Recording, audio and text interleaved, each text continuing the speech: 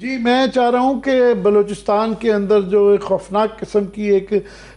हमलों की एक लहर आई, लहर ही मैं कहूँगा क्योंकि एक वाक़या नहीं था, पूरे तूल अर्ज़ में बलूचिस्तान के ग्वादर से लेके कोयटा तक इतनी बड़े पूरा बॉर्डर है ईरान का, अफ़गानिस्तान का, और जो है पूरे पूरे पूरे बलूचिस्तान में ये हमले तवातर से हुए। तो वो जो कहते हैं ना डे आफ्टर, कि क्या ये हम इस तरीके से, वो एक होती है कि आप भूलने तो नहीं दिया जा सकता। तो क्या अब लेटेस्ट क्या है, ज़िंदगी कितनी मामूल पे आई है, और क्या वहाँ पे इसके सदेबाब के लिए एफर्ट किए जा रहे हैं? जी बिल्कुल आमिर साहब, एक बार फिर साने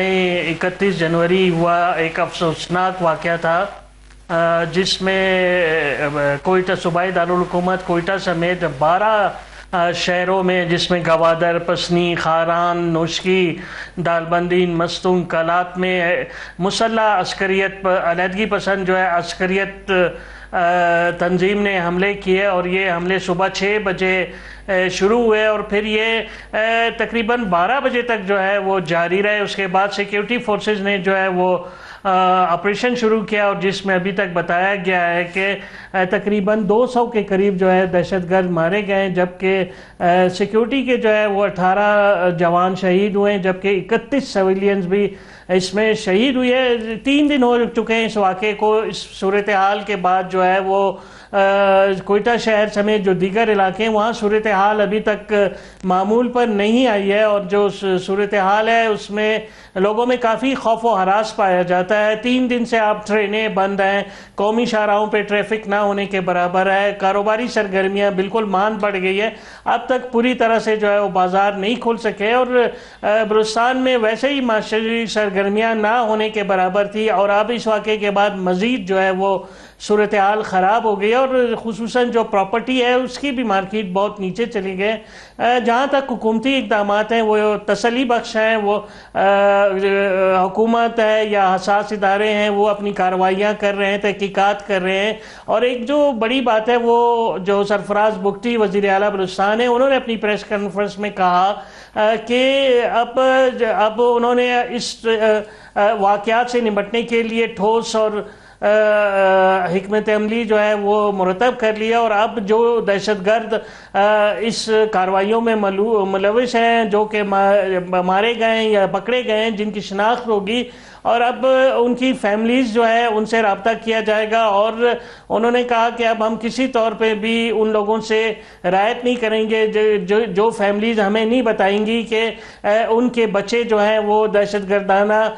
तंजीमों से वाबस्ता हैं या दहशतगर्दी की वारदातों में मुलविस हैं, और अगर ऐसा नहीं हुआ तो उनके ख़िलाफ़ सख्त कार्रवाई की जाएगी। उनके अकाउंट्स मुजम्मिद कर दिए जाएंगे, उनके टेलीफोन उनके मोबाइल फ़ोन्स कनेक्शन बंद कर दिए जाएंगे, उनके अकाउंट्स मुजम्मिद कर दिए जाएंगे, उन पे जायदादों की ख़रीदो फ़रोख्त पे पाबंदी आयद कर दी जाएगी, और अगर उनके रिश्तेदार नौकरियों में होंगे तो उनको नौकरियों से फ़ारिग कर दिया जाएगा। और उन्होंने कहा कि अब हम आईनी हाथों से दहशतगर्दों से निपटेंगे। उसके साथ साथ बहुत अच्छी बात है कि आज इस तरह बता रहे हैं कि 200 के करीब जो है ना ये दहशतगर्द जो है जहन्नम रसीद कर दिए गए हैं, और आई एम श्योर काफ़ी लोग पकड़े भी जा चुके होंगे। मगर इस बात पे भी कि ऐसा इतने बड़े पैमाने पे कैसे मुमकिन हुआ। और ख्वाजा आसिफ साहब जिस तरह बता रहे थे कि उनका जो गेयर है, जो उनका यूनिफॉर्म और इक्विपमेंट वगैरह है, वो कोई 2000 डॉलर, ये कोई 50 लाख से भी ज़्यादा बनता है क्या, तो वो इस्तेमाल कर रहे हैं टेक्नोलॉजी। उनके पास बहुत ज़्यादा इक्विपमेंट जो है सोफिस्टिकेटेड एक्सपेंसिव है, जिससे क्लियरली इशारे मिलते हैं कि ये कोई बाहर की फोर्सेस हैं जो उनको ये प्रोवाइड कर रही हैं। मगर ये सवाल भी इस पे गौर आई एम श्योर हो रहा होगा कि कैसे उनको इतने घंटों तक वो पूरे तूलो अर्ज में दंदनाते फिरते रहे। जी बिल्कुल आमिर साहब, ये इंतहाई परेशान कुन बात है कि इस तमाम जो भी परेशान कौन बात है कि जो भी ये लोग थे मुसल्लह अफराद, इनके राब्ते सैटेलाइट फ़ोन के जरिए जो है अफ़गानिस्तान से थे और अफ़गानिस्तान से ही इनको तमाम जो है वो हदायत दी जा रही थी कि आगे जाया जाए, हमला किया जाए और जो है ख़ुदकुश हमला किया जाए, फायर किए जाए। तो ये इसके नेक्सेस भारत और अफ़गानिस्तान से मिलते हैं और जब तक हम भारत और अफ़गानिस्तान में मौजूद ये नेक्सेस नहीं ख़त्म कर देते तो बलूचिस्तान में अमन आना बड़ा मुश्किल होगा और ये ज़ख़म बार बार हरा होता रहेगा। और इस बात के ठोस शवाहिद मिली हैं कि जो असला इनसे बरामद हुआ है वो इंतहाई कीमती है। इसके अलावा जो इंस्ट्रूमेंट इनसे बरामद हुए हैं वो इंतहाई महंगे हैं और जिनकी आलमी मार्केट में जो कीमतें हैं वो 2000 से $1500 तक है और इससे भी ज़्यादा है। और जो खुसूसन जो असला मिला है वो इंतहाई महंगा है, जिसमें M4 मशीन गन्स हैं, M16 मशीन गन्स हैं, इसके अलावा नाइट विजन है और दीगर जो असला है वो इंतहाई महंगा है। और ये तमाम जो असला है ये जिस तरह के ख्वाजा आसिफ ने कल सेनेट में बयान दिया, उनका यही कहना था कि इसके ठोस शवाहिद मिली हैं कि ये भारत ने इसके लिए माली मदद कर रहा है और इसके लिए अफगानिस्तान की सरजमीन इस्तेमाल हो रही है।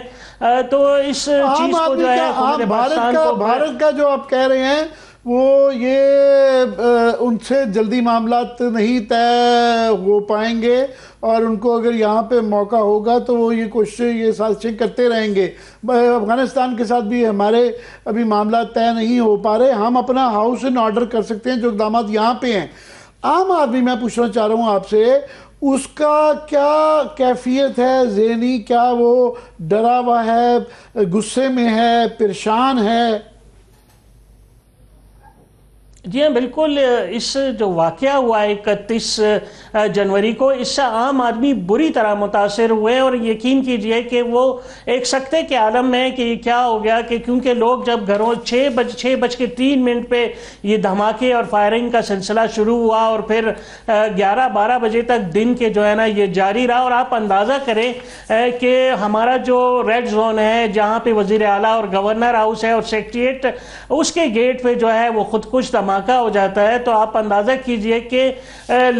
आम लोगों की सिक्योरिटी क्या होगी, किस तरह जो है वो इस खौफ व हरास से निकल सकेंगे। और बहुत से लोग बहुत परेशान नज़र आ रहे हैं और सिर्फ कोयटा शहर में जो लोग आपस में डिस्कशन कर रहे हैं उस हमले के ही हवाले से उनका यही कहना है कि ये जो इतनी बड़ी चेक पोस्ट है, इतने भी रोड ब्लॉक्स हैं, ये सिर्फ आम लोगों के लिए और इतनी बड़ी तादाद में लोगों का, मुसल्लह लोगों का शहरों में दाखिल हो जाना और खुसूसन जो सबसे बड़ी बात थी वो कोयटा में जो है इनका दाखिल हो जाना, वो एक बहुत बड़े अफसोसनाक पहलू है इस सारे वाक़े का कि वो कोयटा के मरकज़ी जिना रोड पे, जरगून रोड पे, सरियाब रोड पे और मुख्तलिफ इलाकों में मौजूद थे। मगरबी बाईपास पे, मशरक़ी बाईपास पे, पूरे शहर पे उनका एक तरह सा कब्जा था और जो चाह रहे थे वो कर रहे थे। और इसी तरह जो है मशरक़ी बाईपास पे एक थाना था, उसको जला दिया और वहाँ पे पकड़ी हुई कोई 250 गाड़ियाँ थी जिनको उन्होंने आग लगा दी। इसके अलावा हज़ारगंजी सब्ज़ी मंडी में वो गए और वहाँ 4 बजे तक मौजूद हुए, लेकिन उसके बाद भी वहाँ उन्होंने 5 बैंकों को जला दिया। इसके अलावा हमने अभी तक 100 जगह की है जिसमें जो है लोगों को इंगेज किया है। और इसी तरह बढ़ाने के अलावा कोई कॉन्क्रीट भी इसके हमें शेयर कर सकेंगे क्या मेजर्स लिए जा रहे हैं? बहुत बहुत शुक्रिया